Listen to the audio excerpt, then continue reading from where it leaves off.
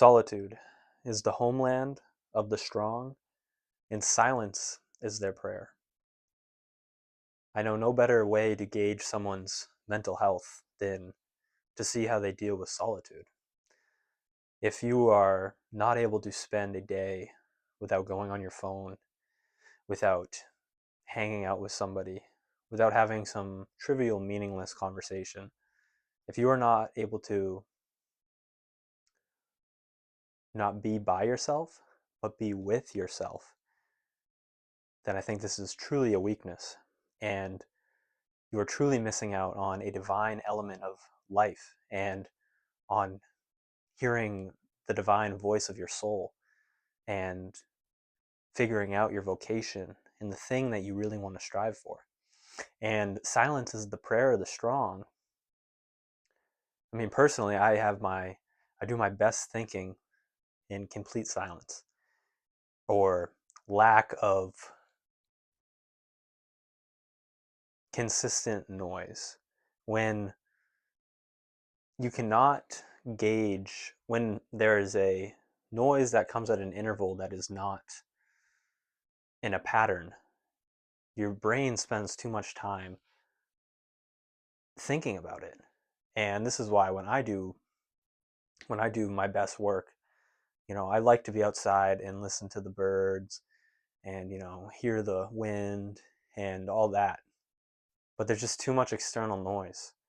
And so when I do my work, even in a house, I like to put headphones in and listen to white noise, because it is noise that after a while you just begin to slowly zone out, and you don't have any more outside noise coming in, and you fully get to be with yourself, and you fully get to think. You got to think back in the day when people were doing deep work, say like a Plato or an Aristotle. There was obviously noise going on, but I think most of the noise we hear in a day-to-day basis is machines, modern machines like cars and things of that nature. And that stuff takes us out of divine communion with silence, with our inner God and the divine communion that we could be having otherwise. And that was just a little spiel on how I like to engage in silence. It's not true silence because I'm listening to white noise, but it is better than a car coming by at a random intervals 100 times in a 30-minute period. It is far better than that. I can guarantee you that.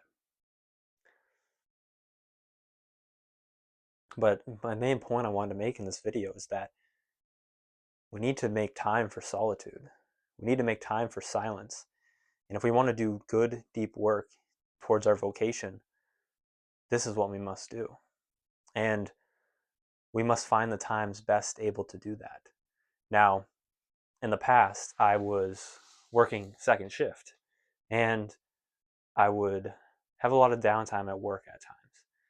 And when the sun set and it was dark out, I would do my best work. There would be no urge to potentially go for a walk because it was super nice out. There would be no urge to, because I'm at work, see what my friends are doing, or because I was also most of the time in California where for work, and I had no friends, so that was never even an option that came to my head. So it was just work until I got out, or my working on my vocation while at work because I had downtime, and there'd be 7 o'clock, it gets dark out, and I don't leave till 11 o'clock, and I wouldn't pick my head up from doing what I was doing, from reading, from writing, from contemplating, from an intellectual pursuit. And now that I don't have a job, I would say that I'm a morning person, and I tried to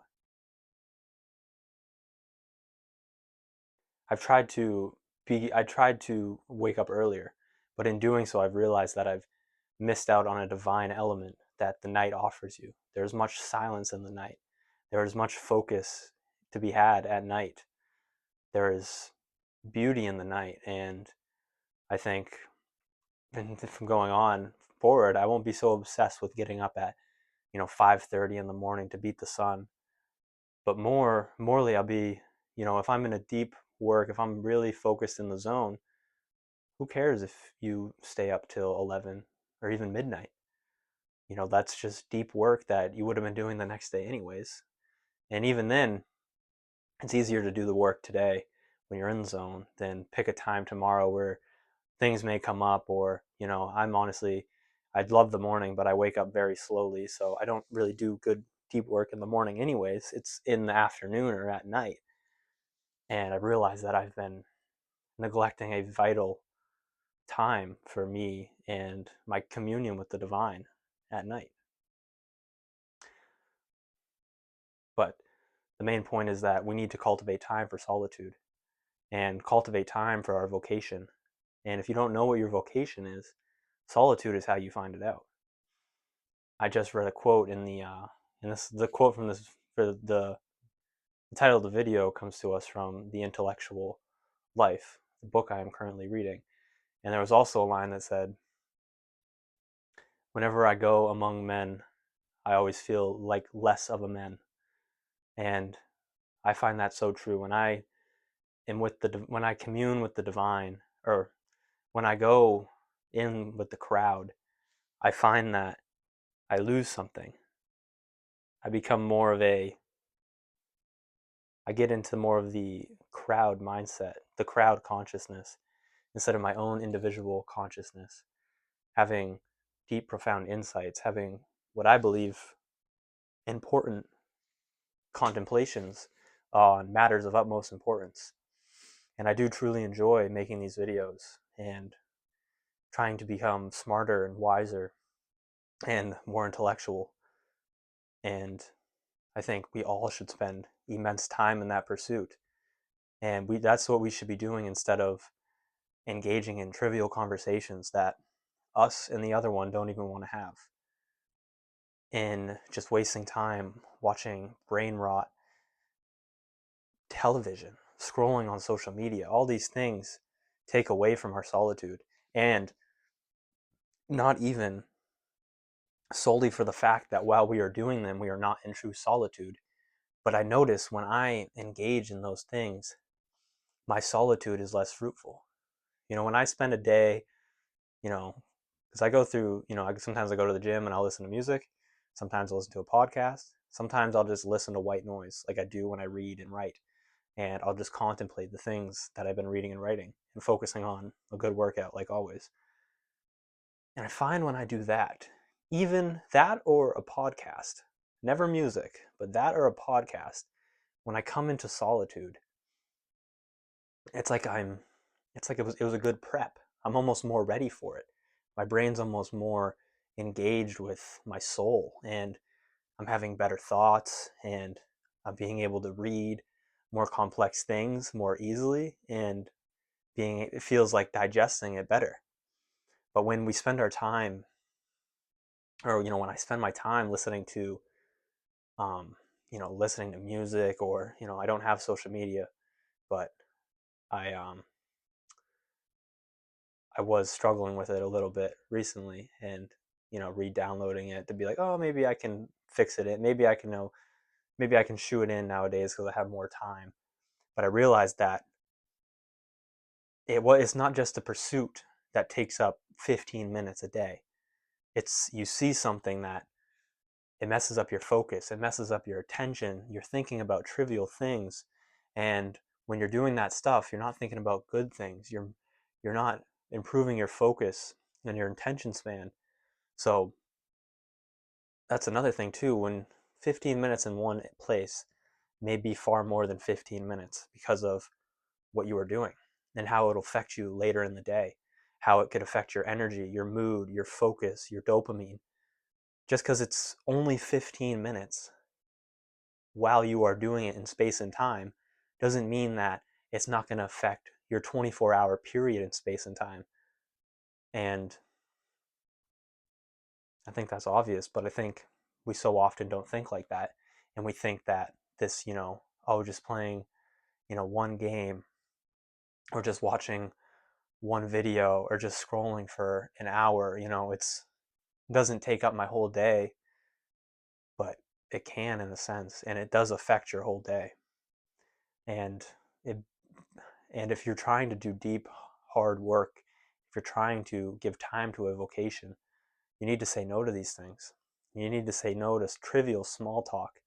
You need to not waste hours going someplace just to go someplace. We need to be intentional, and we need to give ourselves time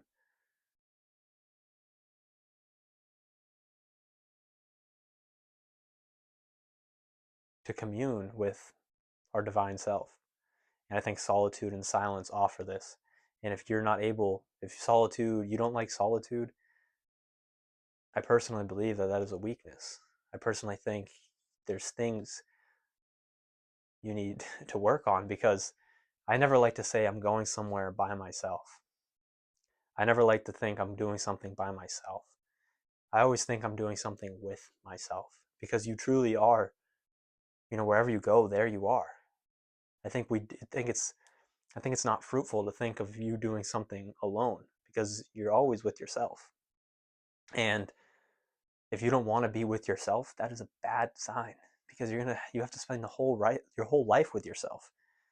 And the strong man loves solitude. He does his best work in solitude. And you think about the best artists, the best intellectuals, the best philosophers, the best scientists. They weren't in some immense crowd, you know, um, coming up with their theory, or writing, or drawing, or painting, or whatever it may be. But they were in deep solitude with themselves, burning the midnight oil, as they say. I just read recently too in that book. I guess Plato said something about, he's used far more oil for his wax lamp or something than wine for his belly, or something like that. And that's what the intellectual does. That's what the person trying to push the needle does. They find those times of silence and solitude. And yes, it's good to, bounce things off people and have good conversations and have friends. That's Aristotle's like main thing on the good life and Nicomachean ethics. I might have said that wrong, but if you know the book, you get the point. His main point is that having a good friend is essential for the good life. And I'm not saying that we're not supposed to have these things, but to not give yourself time in solitude is intellectual suicide. It is vocational suicide. It is deep work suicide. And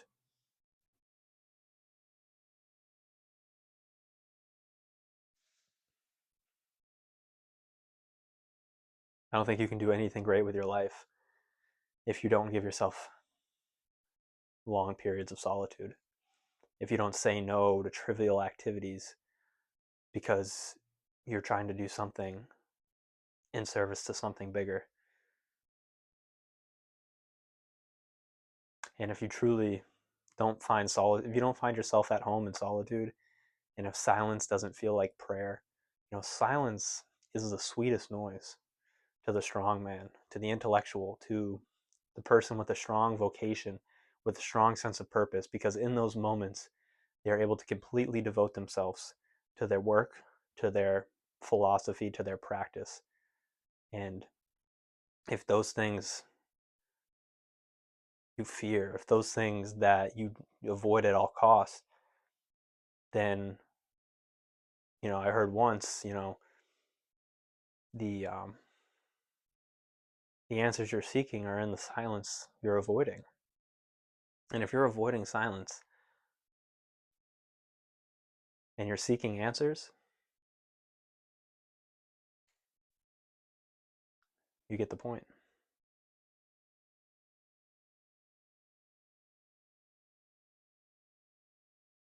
If you want to make time for your vocation, if you want to make time to become the best version of yourself, if you want to make time to become that which you are, you must make time to be in solitude, to enjoy silence, and to enjoy deep work with no distractions.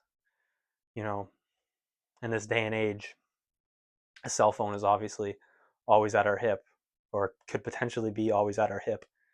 And for more than a year now, my phone has stayed on do not disturb. You know, we act as if if emergency happens, we need to be able to get reached ASAP. But then we forget that 50 years ago, that wasn't the case. And 50 years ago, you didn't have a computer in your pocket that anyone in the world could talk to you at the drop of a pen. So it doesn't need to be the case now. Things are not as urgent as they seem. Things can wait. And if something is truly, truly urgent, people can get a hold of you. There's ways to get a hold of you just because you don't have your computer in your pocket. So I've always had mine on do not disturb. Now when I do work, I tried for a while to just enjoy the noises of life, but I find it's not fruitful. It's more fruitful just to throw some headphones in and play white noise and get truly deeply immersed into your work, because the noises of life are too distracting. And Seneca talks about it because it's been a problem that's been had for millennium. Seneca talks about it where he says, below him is there's a gymnasium and weights are slamming, and he's outside of the forum as well, and he can hear the conversations of the people, and there's construction going on down the way, so he can hear the workers. And he says that that stuff doesn't distract the wise man. And I'm paraphrasing, he may not say that at all, but he does claim the fact that that stuff doesn't affect our internal head. We only allow it to affect us. And that's true, but I'm not strong enough nor wise enough to flush out those noises, especially conversation. I cannot read, I cannot think when conversations are being had. And that's why I probably was, a C student in school, because I never had silent time to learn.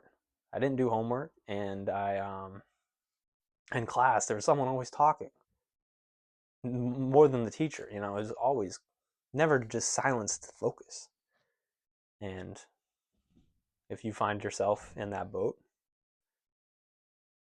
then set yourself up for success and just put in some headphones and do some deep work. Make time for solitude and allow silence to be your prayer.